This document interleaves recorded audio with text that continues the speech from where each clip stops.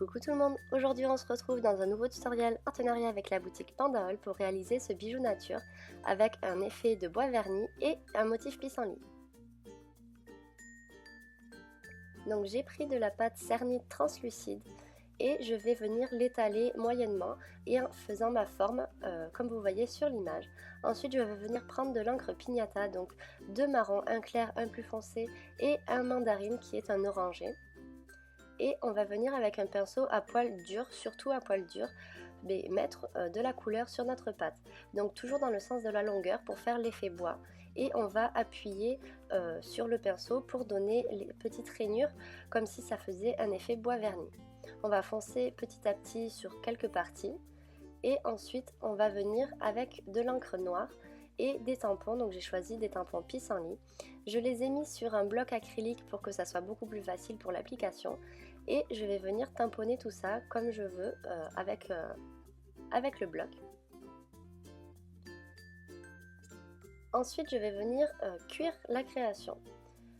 Une fois cuite, je vais venir la placer sur une autre couche de translucide, cette fois-ci beaucoup plus fine, et je vais venir avec ma lame souple découper les contours en laissant quelques millimètres de large en plus. Ensuite, on va venir faire exactement la même technique avec l'encre à alcool et avec le pinceau à poil très dur.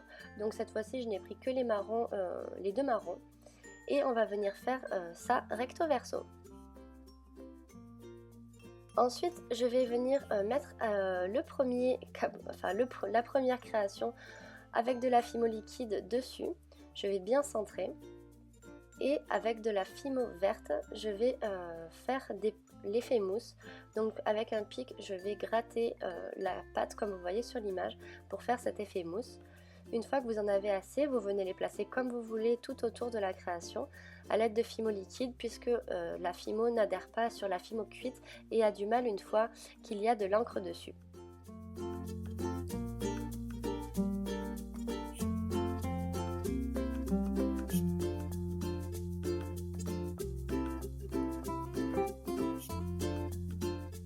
Une fois que le résultat vous convient, vous repassez tout ça en cuisson. Ensuite, avec de la chaîne dorée, on va venir coller la chaîne donc tout autour du pendentif, à part là où il y a l'effet mousse.